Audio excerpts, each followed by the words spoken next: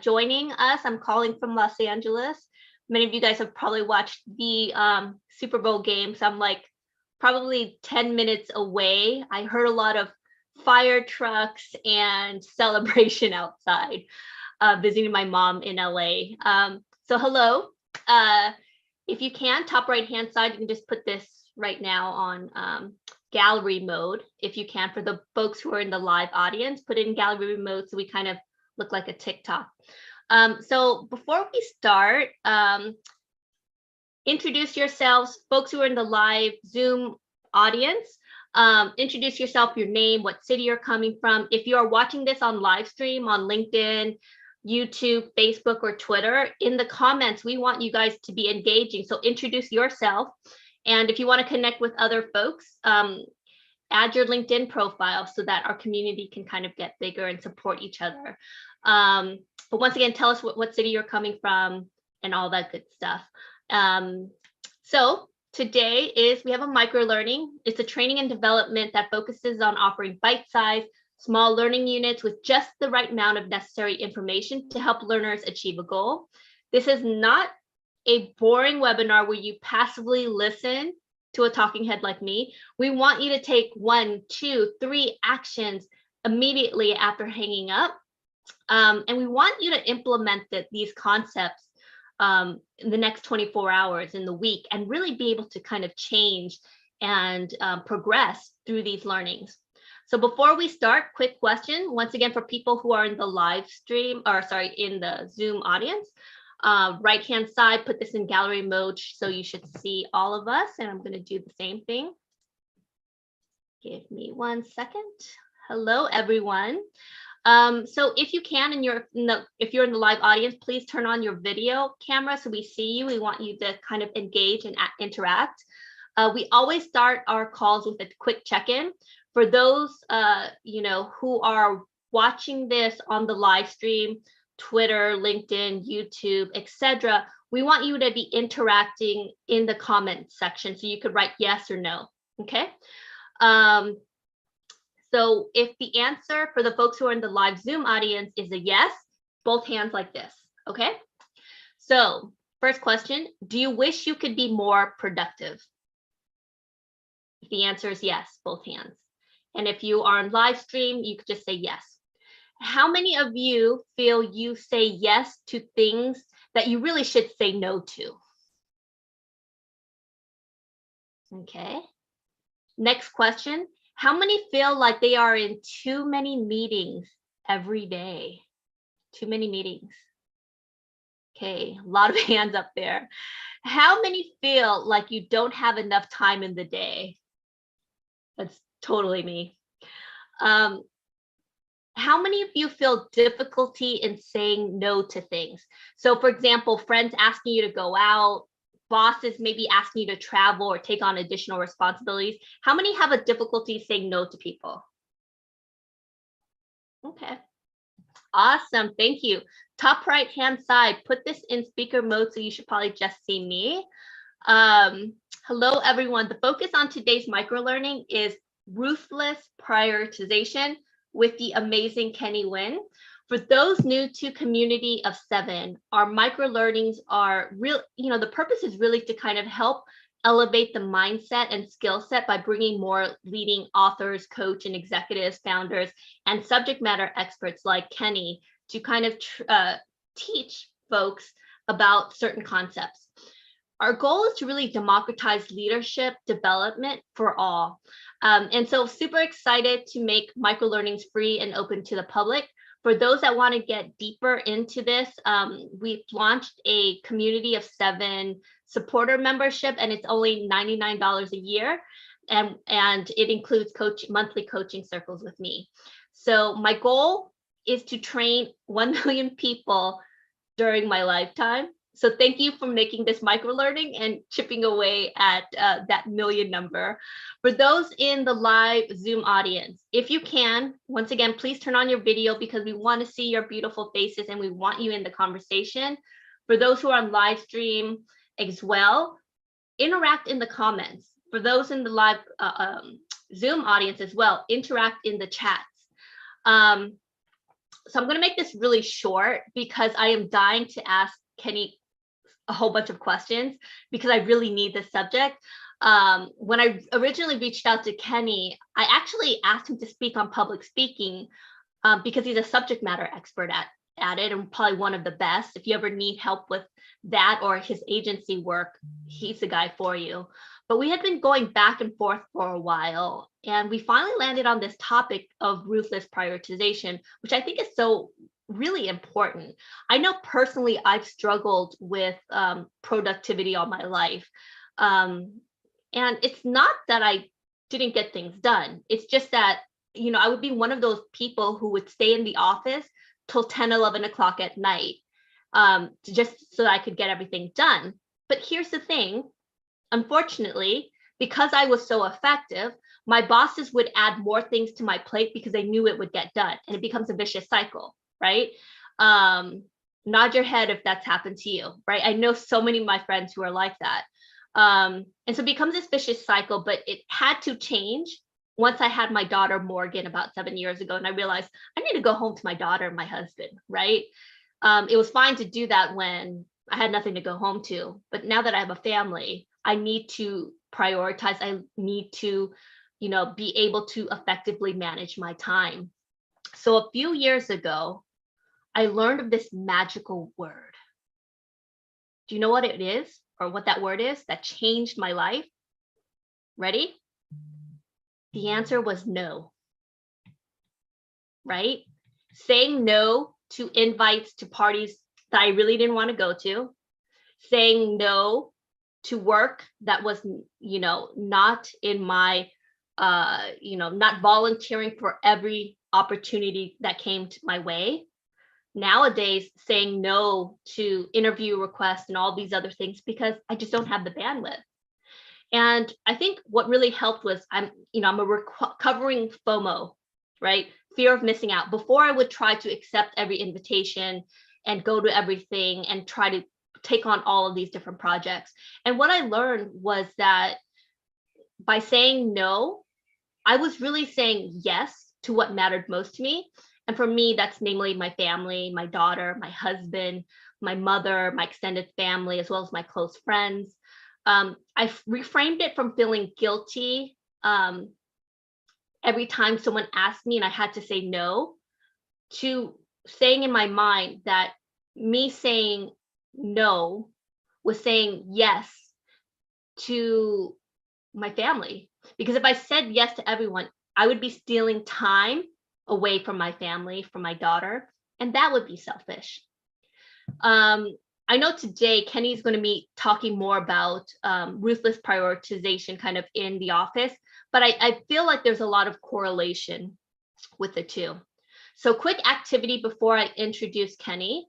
In the comments, I want you to answer this question. And if you're on live stream, do this in the comments as well. For those in the live chat, do it in the chat. How would your life benefit if you were ruthless with your priorities? How would your life benefit? Would you get more sleep? Would you have more time with your loved ones? How would your life benefit if you were ruthless with your priorities? Tell me in the comments. Don't press send until I tell you. I'm going to count down. 5, 4, 3, 2, 1. Press send. What would happen to your life? You would be calmer. I love that. Better relationships. More time for family and friends. Happier. Less anxious. You could do more. I love this. If I was ruthless with my priorities, I would be less stressed, calmer, more time to reflect, peace. This is so awesome. And I think it's really talks about the power of taking back your time, right? And the fact that it's so important for you to really be able to understand how important it is to prioritize what's important to you. So I'm really, really excited to have Kenny here. And if Kenny, if you can pin yourself, because I can't find you on the screen. All right, now let me find you. Where did you go, Kenny? Kenny, can you? Yeah, I just pinned myself. Awesome, super. So Kenny is the CEO and co-founder of 368. It's a modern agency that makes and markets brands through clever content and disruptive design. He co-founded Big Fish Presentations, a service line of 368 that focuses on really getting rid of boring presentations through high quality design, presentation coaching, and speech writing. Through his combined disciplines of UX design, strategy, and personal communications, his agency has been able to create these amazing experiences throughout the world.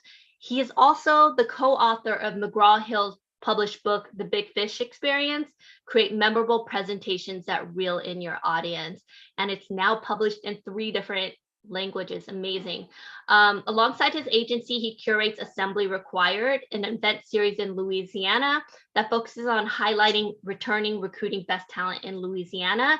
He's been awarded 2019 Forbes 30 Under 30 Advertising and Marketing Young Business Person of the Year by Business Report, Baton Rouge Business Report's 40 Under 40, CEO Student Entrepreneur of the Year, and the list goes on. Drum roll, my friend, Kenny Nguyen. Woohoo! Kenny, hello. Awesome. Thank you for the introduction, Lan. I'm excited to be here, y'all. So I guess I'll give a little intro about myself on why am I the guy to talk about ruthless prioritization. I'll go back to a story in 2013 here where I had the honor to do a TED Talk. And the whole conversation actually came from something that happened in 2012 where we actually passed up on Shark Tank. So we had an opportunity to be on Shark Tank. And during this time, everyone wanted to be on Shark Tank. And for us, when we got reached out to by the folks at Shark Tank, we thought this is going to be an amazing opportunity. But really, once we start digging inside of it, we didn't need to really be on there. Like all the money that we wanted to raise, we can get that through sales. Why do we need to give a part of our company up in order to just be on television, right? And that was the first time in my life I really learned as an entrepreneur to say no. And learning how to say no then when you're in the face of what everyone says is a big opportunity, it's going to teach you a lot of lessons. It's going to tell you who your friends are because those friends are going to say like, they're going to tell you to your face, you're stupid. You're going to hear who your friends aren't, where the folks are like, oh, you're making a great decision, blah, blah, blah. They're talking behind your back. During that time, I've learned that the more bigger that you say no to something, the more likely you'll see who's the right people around you. That happened in 2013. Fast forward to 2021, this TED Talk resurfaces because it seems like everyone needs to learn how to say no more. And I've been actually training teams over at Facebook and PayPal on how do you say no more, but then scale it up to prioritization with yourself and then with your teammates, especially if you run a company. So today we're going to have a very fun conversation, y'all, because we're going to talk about 3 very important things. Is first, understanding your battery.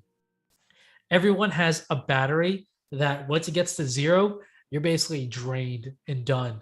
I'm going to walk through that concept in a few, but that's the first thing we're going to cover is what does your battery look like? Because everyone has one. Next is how to negotiate more time with yourself.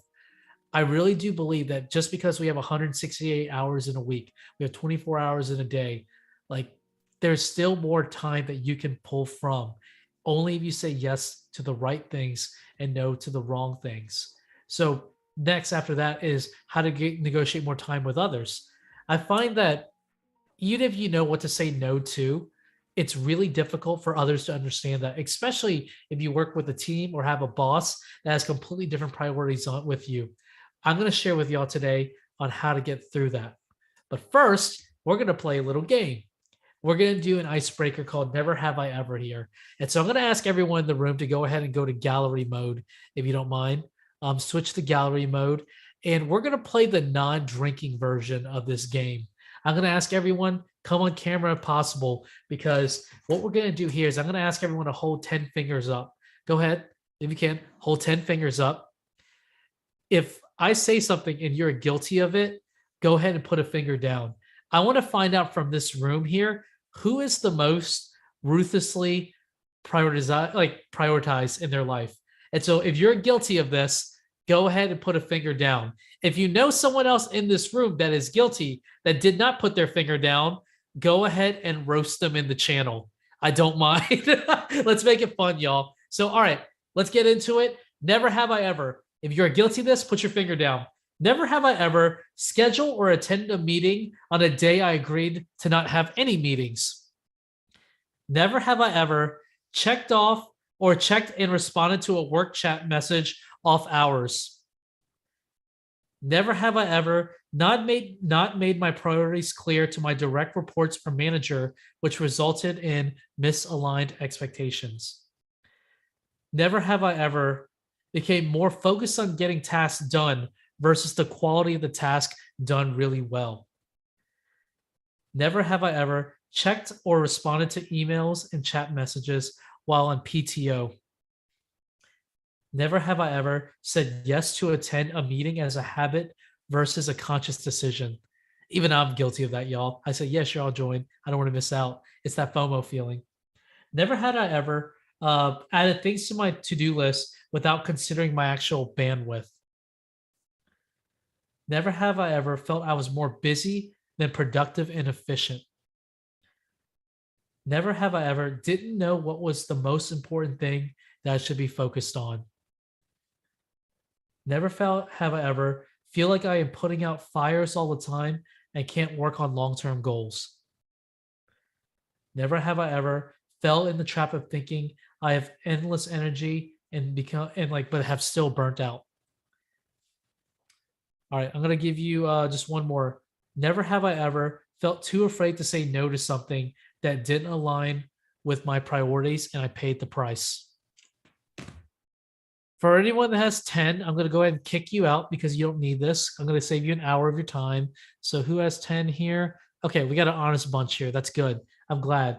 Y'all, here's the thing. We all need to check ourselves quite frequently. We can go ahead and switch over to speaker mode after this. We need to go and think about ourselves is that not everyone here is able to be always ruthlessly efficient, right? Or ruthlessly prioritize. We have to learn how to check ourselves. But everyone goes through those things I've just read out loud. It takes a conscious choice to be efficient, to be able to say no to the things we should be saying no or yes to, and the vice versa. So I'm going to give you a definition real quick. Is that this comes from Sheryl Sandberg, who is the actual person that defined what ruthless prioritization is. I think the most important thing we learn as we've grown is that we have to prioritize. We talk about it as ruthless prioritization, and by that, what we mean is not only do the very best of the ideas. Lots of times you have a very good idea. You have very good ideas, but they're not as good as the most important thing you could be doing, and you have to make the hard choices.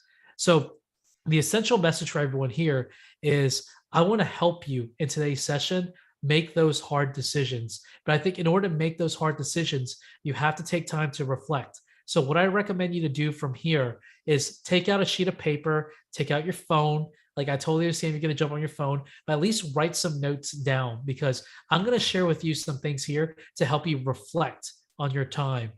Once you reflect on your time and you can see it at a macro level, you can start making improvements immediately. We're keeping with the theme of these 24-hour learnings. And really, I'm going to translate this. This is the first, if you're going to screenshot a slide here, this is the first one I recommend you to screenshot. Is really ruthless prioritization is understanding and executing what matters most. So I'm going to repeat that. Ruthless prioritization is understanding and executing what matters most. And we're going to go into the first main point that we talked about earlier, which is our battery. So the concept of a battery, everyone has a battery here. And it's trained differently because everyone has a battery that contains TTE, time, talent, and energy. Every task that you do takes a different amount of time, talent, and energy. And because all our strengths are different, it takes different TTE. With time, it's the time that everyone has to actually do stuff. Talent, it's how great are you at actually doing the task at hand, and energy. When you're in meetings back to back to back to back to back, the more things that you add, the more energy gets drained from you. So this is what I want you to think here is that when you approach every task that you say yes to, how much TTE is actually getting drained here? Because we all start with 100% at the beginning of the day. But let's say this. Let's say I'm looking at Bridget. I'm looking at Jill, or I'm looking at David or Beth, and I ask them, hey, let me give you some task here. And you just subconsciously say yes to it. If this doesn't get optimized with your TTE, such as, am I balancing the right time with this task? Am I the right person to be asked for this task? And the next is, do I have the energy to do this in the time of day?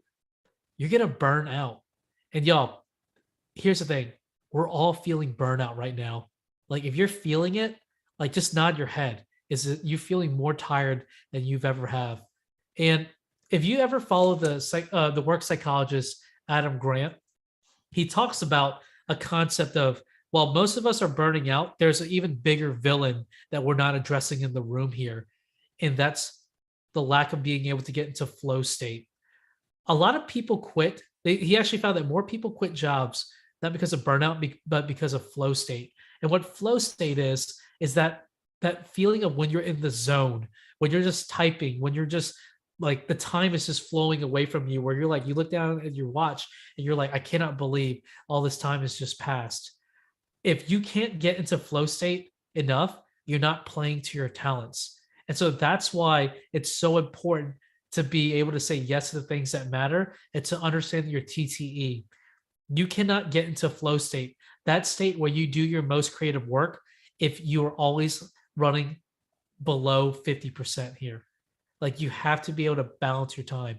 So what I want you to take away from this slide, if you just quickly look at it here, is that if you can't get into flow state often enough, what's going to happen is your work product's going to suffer. You're going to feel that burnout. But even more is that you're just going to feel purposeless. So the talk here is even bigger than just being efficient. It's being able to do the work that allows you to feel like you're just getting in the zone. It allows you to feel your most creative self. What I want for you here is to be your best creative self. So how can we do that? How can you make sure you're productive and efficient?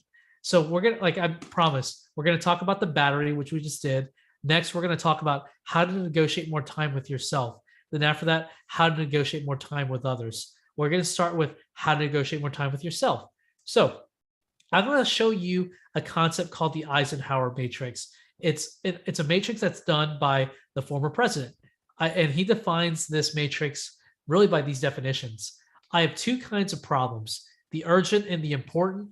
The urgent are not important, and the important are never urgent. Really, what I want you to take away here, this is another like one that you want to screenshot or write down. When you understand what the definition of urgent and important is, it allows your brain to shift perspective on, okay, not everything is a fire. When you free yourself of that, what happens here is that you can now run your time rather than your time runs you. That's a really important distinction. And urgent is things that require action now, or you'll face immediate consequences. If you make everything urgent, though, what you're going to do is like that TTE battery is going to drain real quick. Now, important things that take high TTE. Usually these are things that move your company forward, your job forward. These are the bigger tasks. They really impact your long-term goals and quality of life. It's important to notice that if you only focus on important things, you might put urgent things under the rug. It's important to have that distinction. And I'm going to walk you through this. And this is where I would say, get that piece of paper out and go ahead and draw this matrix. I'll give you a couple of seconds to do so before I dive right in. I'll play some music while you draw.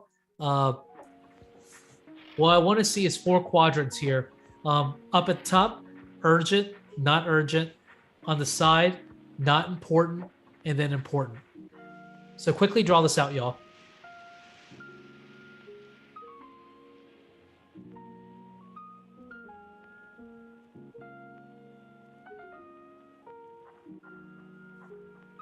All right. I see some of y'all wrapping up. So this is what we're going to do here is I'm going to walk you through the matrix that has helped me considerably. This is what we train teams on, is being able to identify what is urgent and important, what is not urgent and important, what is urgent and not important, and what is not urgent and not important. Those are the 4 quadrants that usually your tasks fall into. And you are going to need this matrix. I mean, you can read it here, is that if your TTEs burn all the time, you spend most of your time putting out fires, you feel more busy than productive or efficient, and you are not a master of your time. Your time's a master of you, which means that you do not have a holistic view of what you're doing currently. And if you struggle on identifying those differences between urgent and important, I think this is going to be very helpful for you to break it out.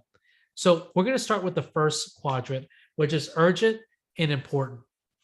This is where the deadline and crisis driven sector lives. And if you don't do it, there's immediate consequences.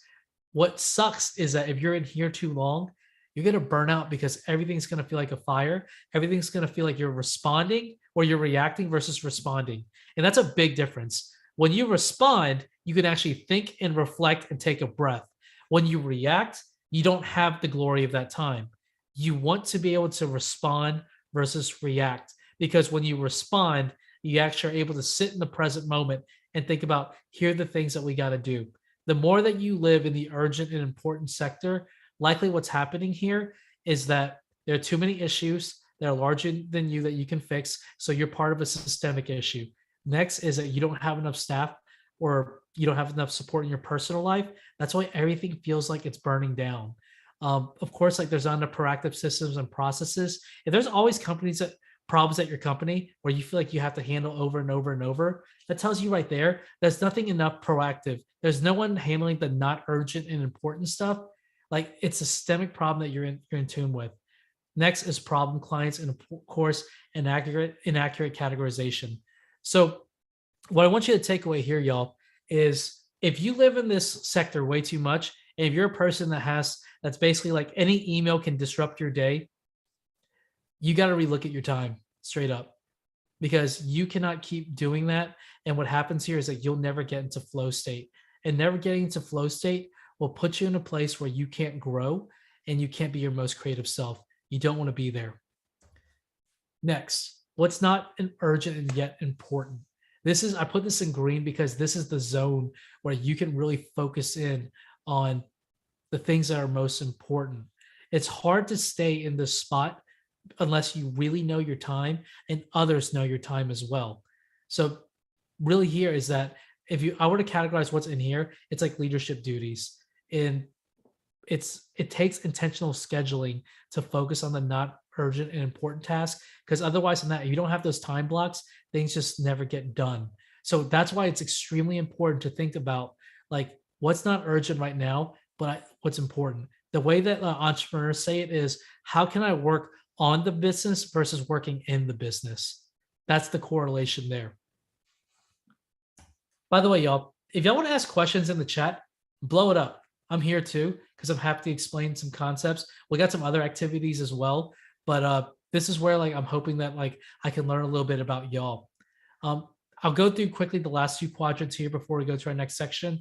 But what's urgent yet not important? This sucks to be in, because if you think like everything that you're doing is urgent yet it doesn't move the needle, like you're on that weird hamster wheel where you're actually not really doing anything. You have to be able to understand like what urgent means and what important means. And usually like what happens if you live this quadrant too much, the symptoms are you don't have enough support, you get easily distracted. That means like every text message, every email becomes like something that you have to handle. And if there's not like something that ties to the big goals in that email or that text message, you're kind of looking like you're just spinning your wheels here. You can see some other things here is that some meetings, may seem urgent, yet they really don't move the needle. And that's because sometimes we put meetings on our calendars just to talk things out, or we don't have time to prepare. So we actually prepare in those meetings. I find that that's such a waste of time. A well-read document can be worth so much more than a meeting that seems like it's completely unprepared. That's where we need to get to, is that we need to be able to call out the meetings that hold us back. Now, last thing here is what's not urgent and not important. This right here is like the trivia, the busy work, the junk mail. It's escape activities, things that you kind of doze off on. It's like watching a show in the middle of work. Like, these things don't move the needle at all. They don't have a deadline, nor do they like play to the bigger goal here. We've been in that. So if you live in this quadrant way too much, this is what happens. You're going to procrastinate a lot. You're going to have a lack of purpose, and you're going to feel like work does not make an impact. We put so much of ourselves into our work, is that if you can't find impact through that, that's going to burn you out. And then the problems keep piling up. So yeah, Y'all, that's the 4 quadrants that you see here. And this is where I want to take us to the next step here is I want you to assess your time on are you actually categorizing this. So this is what I want you to do. Use those quadrants that you just saw right there. And I'm going to ask you, go ahead and write down within each quadrant what you believe is urgent and important, what's not urgent / important, what's urgent / not important as well, and then what's not urgent / not important. So go ahead and write those down. I'm going to ask for a brave one. There'll be a prize for this. Who is the brave one that's willing to share what their chart looks like? Let's have an open conversation about that. So I'm going to play some music right here. I'm going to ask you to go ahead and draw this chart out. And I want you to start categorizing your own stuff here. I want you to take a holistic view at your time. I'm going to give us about 3 minutes. I'm going to play some music. And I want you to take a look at your time because you deserve it. You deserve to take ownership of this.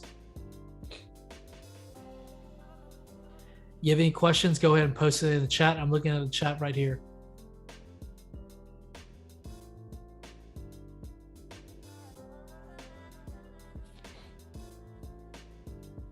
I had a question here as well. Where does satisfaction fall into time, talent, and energy chart? If there is no satisfaction with your actions, your time, talent, and energy will go down. That's so true. That's where talent comes from. If you're not good at something and you're not satisfied with it, I mean, it just burns you out. Imagine doing things that you don't love.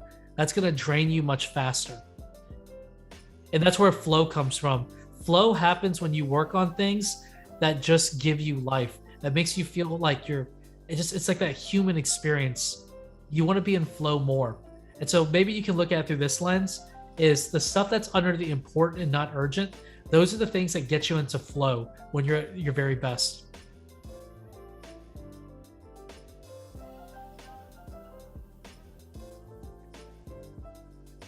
Thank you, Senhil. This is really well explained. 2 key points I saw in your slides. Watch out for too much planning, not enough executing. Yep. And purposeful recreation is actually important. Yeah, a book that I recommend is called How to Do Nothing. I think that's a great book because it talks about like we're so focused on being productive and efficient. Like we prize looking at a calendar that has so many blocks on it, but we don't prize enough to see the open calendar. Like we should all strive for an open calendar, y'all. When you have an open calendar, you have more time to think. And the worst thing that the pandemic gave to us is we have this weird cloud of thinking we're more efficient because we can handle more meetings, but really like we don't have any more debates. Where's the time to just walk and have those collisions? Like we are losing that. That's why you need time to reflect. That's why you need that recreation time.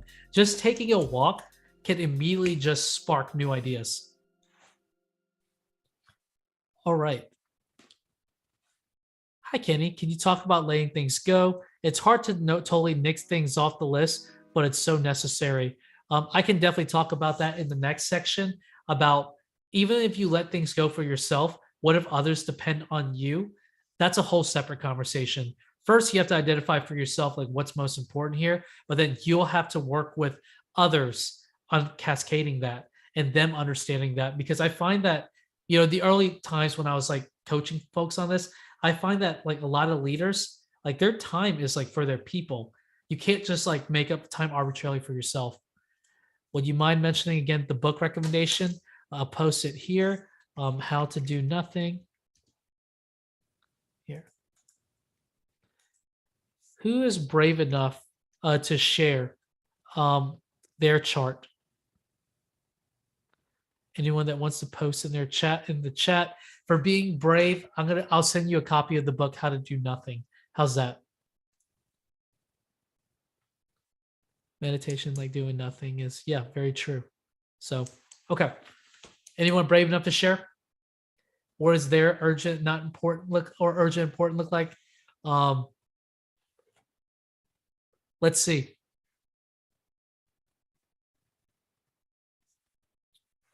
If you need a little bit more time, like just give me a thumbs up if you do want to share. Otherwise, I'm going to assume that you're done. Silence is acceptance.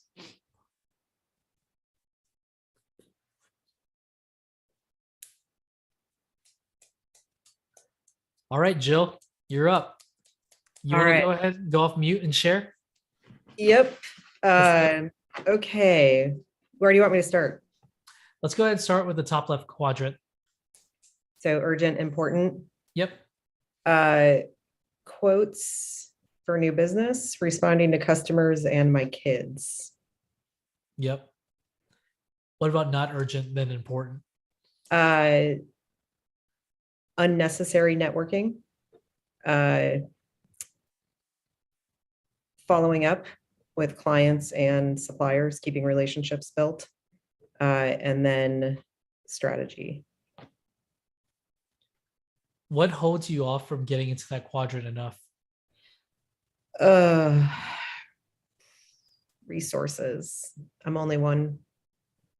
I'm a Oh, yeah. solopreneur and a half. Yeah. Yeah, that's tough. Yeah. Do other people know your priorities? Like that impacts your schedules heavily?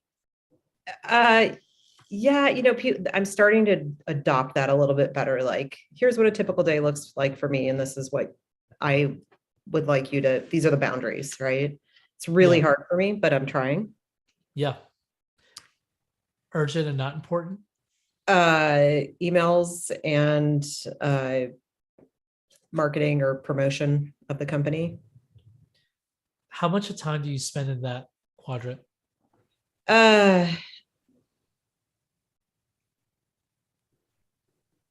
Probably in LinkedIn, probably 20 to 30 minutes a day.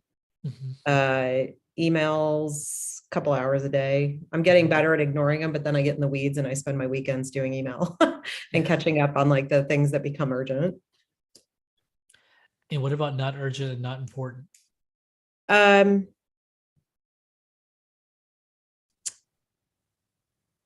Unnecessary recreation, like TV and stuff like that. Yeah. Stuff that doesn't make my mind grow or make my body healthy. Yeah. Was this activity helpful for you to look at a macro view and like, here's how your time is broken down? Yeah, it was. I have used this on and off for the last 20-ish years. I think what I liked was the way you define the quadrants, the necessity, quality, and personal leadership, deception, and waste. Yeah. I don't think I've looked at them. I think I've looked at it in just the basic quadrant before. So this was helpful. I'll probably use it again. Yeah. And like to get momentum on this, y'all, like it's not one of those things where like it automatically just works. Like I had to, in order to actually like not BS y'all and be like, oh, this actually works for me, is I had a time block every single week to like look at my time. So you see where like it says right here, what quadrant are you spending the most time on? Like I had to do that like for months to be like, okay, how do I fix this? Like it's a gradual process. Like you have to get reps in. So Kenny, this is Lan. Real quick. yeah. What really helped me was actually having it scheduled in my mornings before I start anything. I basically kind of create my schedule, and I will add this now in terms of because I don't think I prioritized what was important, what wasn't. But my whole goal was in the morning to at least accomplish one of the big goals. And I think we get so caught up in the minutia, but like when we wake up, like actually having a set time every day where we look at our schedule and we become ruthless with it.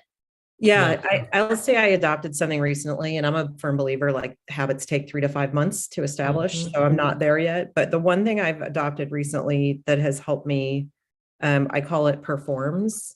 I get up Mondays and I spend 30 minutes in my calendar on people, risk, and finance. Tuesdays is operations.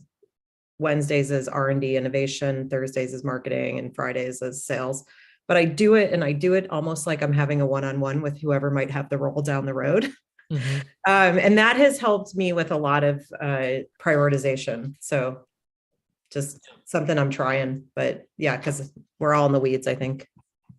Thank you. Easy. Yeah, thank you for sharing, Jill. Like, let's give some love to Jill in the chat, y'all. Like, thank you, Jill, for sharing. Like, very brave, very, very brave. And let's follow up after. I promised you a book. So, y'all, I'm gonna give y'all one more tip. This actually isn't in my presentation, but I've done it for the last 3 months, and it's been very helpful. Is that I actually stopped doing a to-do list. The reason why is that for the last 10 years, I did a to-do list, and whenever I need an extra task, I would just add it on top of that to-do list for the day. and I never really looked at my TTE. So now instead, I let my calendar dictate my to-do list. So when people ask me to do things, I look at my calendar and actually look, where is the opening where I can actually do that? Because I actually need to look holistically more at my TTE. And Bridget, we're going to talk about a don't do list in the next section. Don't you worry. I got something good for you. But yeah, the endless to-do list sucks. It's better when you are able to just have like a holistic view of like, I'm going to be really tired within this after this 8-hour block. So I better not add anything else. Obviously kids and stuff change that. But when you have a to-do list, it just feels like it's just, you can have an endless list. I know, Lan, it feels great, right? I feel you. It took a lot for me to get away from it. But once I did, I am so much more healthy and I have so much more energy to do the things that I want. And for those who are watching on live stream, in the chat, I wrote, I love crossing out my to-do list, and and sometimes I kind of make things up and I put it just so I can cross. So yeah. For those on live stream, that's what Kenny's referring to. The challenge is like when you have so much on your to-do list and you feel like, man, I'm so productive, but are you actually like being impactful? And so that's the thing is like some people are like checklist folks where it's like quantity. We got to focus on the quality of stuff. So like 2 things on your to-do list that are excellent quality that move the needle forward can be more valuable than having 10 things there. So I'm going to keep us moving here. We can definitely talk more about it. But this is what I want you to go ahead and screenshot here is that if you go and do that previous activity and you look at it later, what I want you to see here is where do you spend most of your time on? If you spend it on Q1, like there's a solution for you there is identifying systems and processes that you can quickly handle issues. If you're in Q2, good for you. You can present this section the next time. Q3, right there is like, those are things that you can go ahead and delegate. This is where maybe an admin is really helpful if you have the resources, or you just find different blocks and times when you don't need to be like max focused in, like during the mornings when you're the most creative, like chunk that time right there. And Q4, I mean, if you're there a lot, like that's a whole nother challenge. So that's where you should relook at like what you're currently doing in your roles. Now, I'm going to move us here to how can I have the discussions that give my priorities clarity. So this is where I'm going to talk to you about the final section, which is how to negotiate more time with others. And the first thing here is I'm going to share with you a quote from Chris Voss. Have you, like, I'm going to post the book here, Never Split the Difference, so you remember it. That is one of my favorite books. It's all about negotiation. Chris Voss is one of the former head negotiators for the FBI.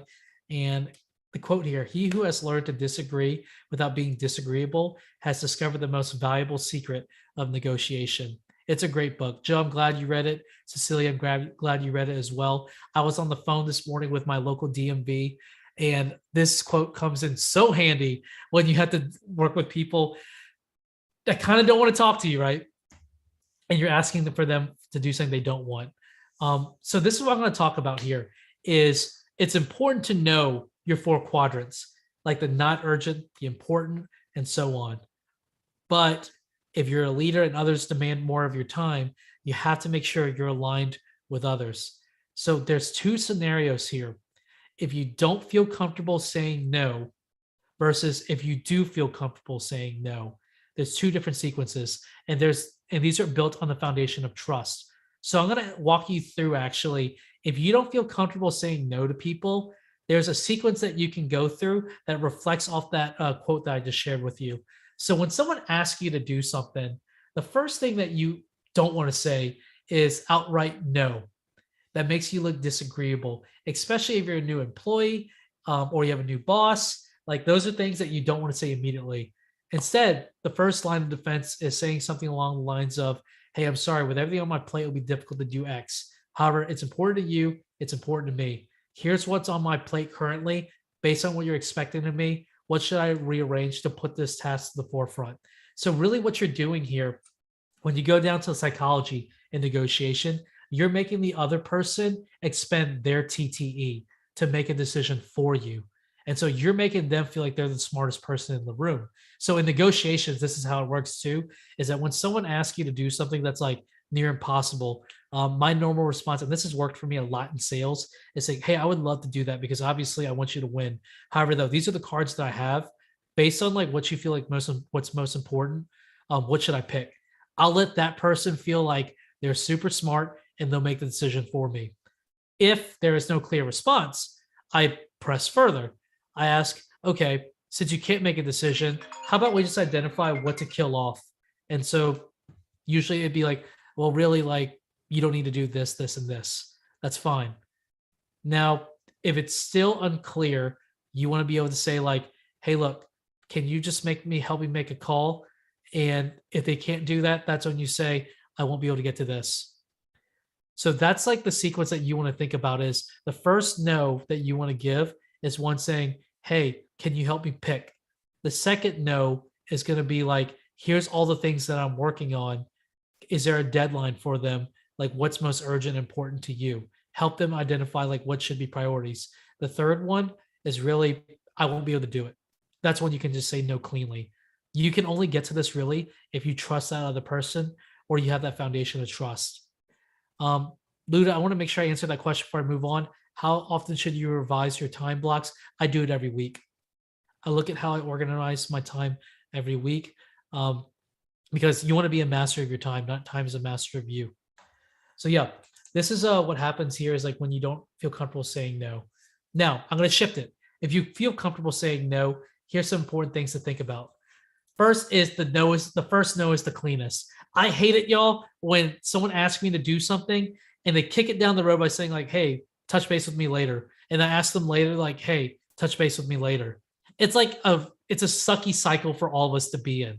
And so if you have that relationship there, or if you want to go the extra mile, that first no is the friggin' cleanest. The faster you're able to say no the first time, people just understand and they move on. Just get over the ego where you're I'm gonna hurt someone else's feelings. Really, that's your ego of wanting to feel liked that you're more concerned about. So what my challenge for you is that if you really can't do it, and hopefully you have some semblance of trust with that other person, you can say no the first time. The first no is always, always, always the cleanest. Now, that no list we were talking about, I know some of y'all were asking about this. As promised, this is what I would think about. It's really important when you write this list here. I would go ahead and screenshot this. When you write this list here, it's really important to not only just know it for yourself, but to constantly revise it. So Luda, in your question about your time blocks, you want to relook at your no list pretty often because your no list should it should correlate with your values and with your priorities. And so if anyone here wants to just share, like if anyone already has a no list, like just post it in the chat, like what's on it. And so the list usually includes like responding to emails and chats within certain times. So that way, like you're actually responding versus reacting. The no list can be like meetings that you definitely don't need to be in.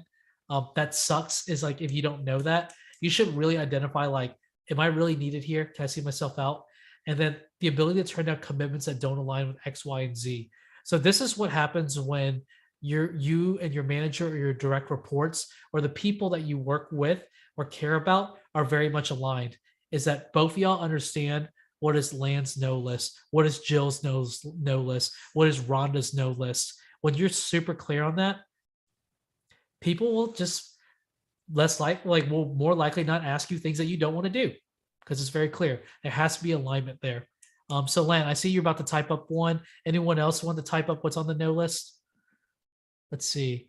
Land, I started eliminating one-on-one calls with people other than my clients or members. I only do interviews / podcast requests once a month. I turned off my connect with me on LinkedIn. Michelle, yeah, not everything needs a response. Oh boy, yeah. If you're gonna be one of those that's like, I'm so efficient, I respond to everything. Very true. It's okay to not have an opinion either. On my aspirational no list, no working on the weekend. I'd rather work longer hours than the traditional work week. Alexandra, no response to blind emails / promotional emails from unknown contacts. The hard part is keeping to this, right? So that's why you want to revise it as much as possible. Let's see a couple more, y'all. Like, I'm glad you're thinking about this. So like so far, like hopefully on your pieces of paper, you have your chart with those 4 quadrants. Now you should have a no list that you're starting to write out. No showing up my door with a you got a minute request. Ooh, Val, preach. Like that's a good one. Uh, Timmy, that's funny. Um, and Grace not attending recurring meetings when nothing new happens. Uh, Rajat, don't answer the phone to unknown numbers. Like that, those are really good. Yeah, highly agree with y'all. All right, y'all. So I'm going to close this out here. So far, you should have learned about your battery. You should learn about how to negotiate more time with yourself and how to negotiate more time with others. Hopefully, you have those 4 quadrants that you saw earlier.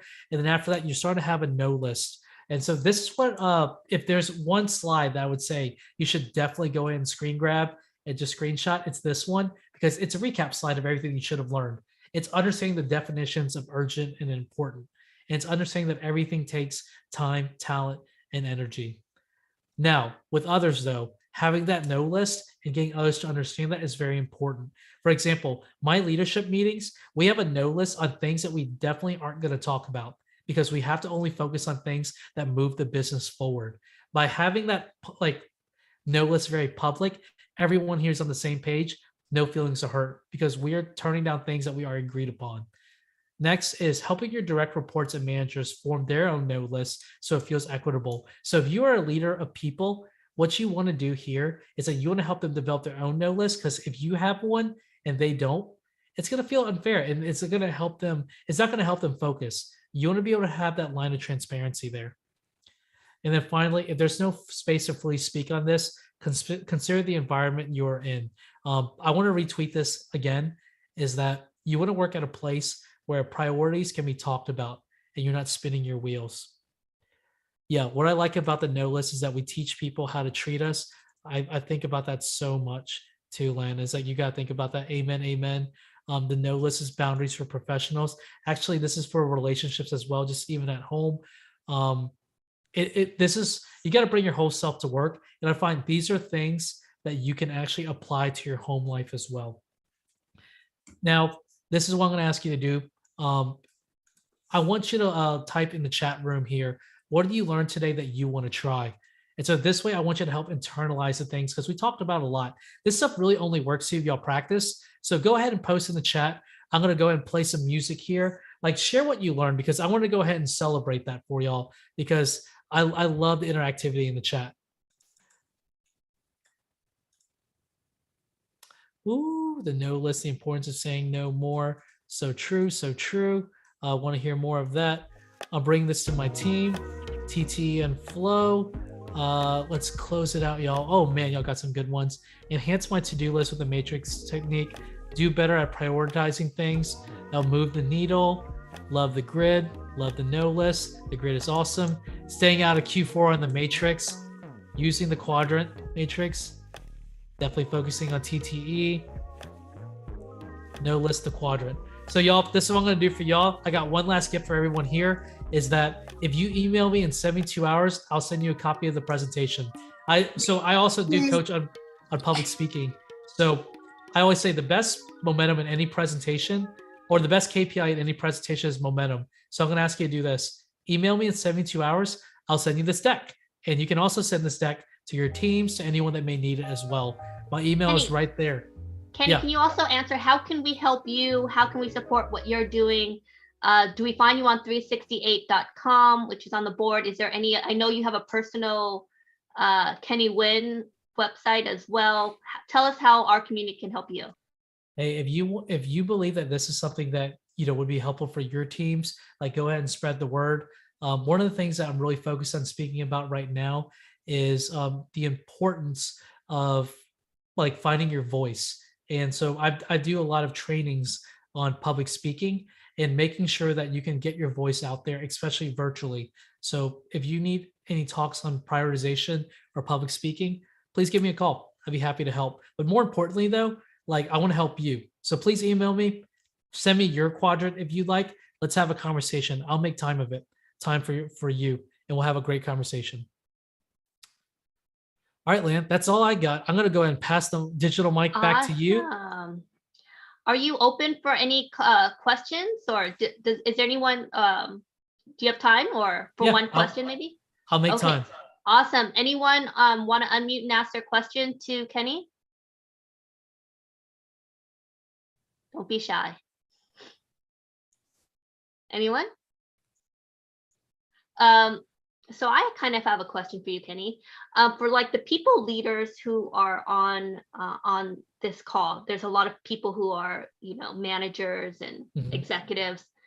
How do you instill this within the organization, like across the board, so that you kind of create a community or, a team that is ruthless with their prioritization? It has to start with you as the manager. So when you identify what your no list is, and then your direct reports and your own manager, if you're not the CEO, like agrees on it, it works. It has to be practiced and exemplified. Once you have that running, you then can ask your direct reports and even your own manager on, hey, what's on your no list? It gets people thinking. But this is the type of work that only works. This work only works if you do it for yourself and people see the benefit from it. That's the key here, is that to build a ruthlessly prioritized organization, you have to have like momentum. Like people have to see that it's benefiting you, so they'll do it as well. It's not enough just to teach it. I love that. And I think what I like about it too is that it also, by you being the leader, kind of executing this, your team also understands that they too can say no, right? Yeah. And I remember I had a manager who would leave at like 6 o'clock every day because she had to take care of her kids. And it was like, no, you don't email her afterwards. I really respected that, because she was basically, my family comes first. At 6 o'clock, don't email me, don't call me, I'm going home. But it also, it also gives her team that okay, there is this work-life balance. And so you model that behavior, which I think is really powerful. Awesome. I think, wait, was there a question here? Yep, Was from David, did you David. have a question? David, do you want to unmute and ask your question? We have time for one. Sure. So sometimes friends ask us to do something, and it maybe is going to consume a lot of our time. And so the activity itself is kind of a drain, but we care about the relationship. We care about maintaining that relationship with the friend. So do you have any suggestions about how to handle those kind of situations? That's a complicated question. Like, they're friends. Usually you make sacrifices for friends unless it gets like one of those weird cycles that they keep asking you things. Like I will do things for my friends where they ask me to go do a fundraiser or a speech, and it's like draining. Lan, I'll do it for you any day. So that's not you. I was like, hey. No, that's not you. I do it for you any day. Sign me up. But for those conversations, like those are more one-offs for me. Is like if I'm busy, like I say no the first time. Like I don't like kick it down the road. Like my friends know who I am, and if I say no, it's like they already know because of our friendship. I really, really thought about it, and so that's one of those things where you have to have that foundation of trust. It becomes easier when there's trust there. David, I mean the best advice I can give you on this one, it really depends on like how valuable is that friendship to you, and on top of that, does it ever feel like they're taking advantage of your time? Because if it's something that's over and over and over, that's something you got to look at. Hopefully you're able to say no much more often. I love that. And remember, saying no means saying yes to things that matter to you, right? Yeah. And that includes, for me, my daughter, my husband. When I say no, I'm really saying yes to the things that matter to me. And it's selfish of me to say yes to everyone else because I feel guilty, right? So everyone in the on top right-hand side, put yourself in gallery mode, turn on your videos.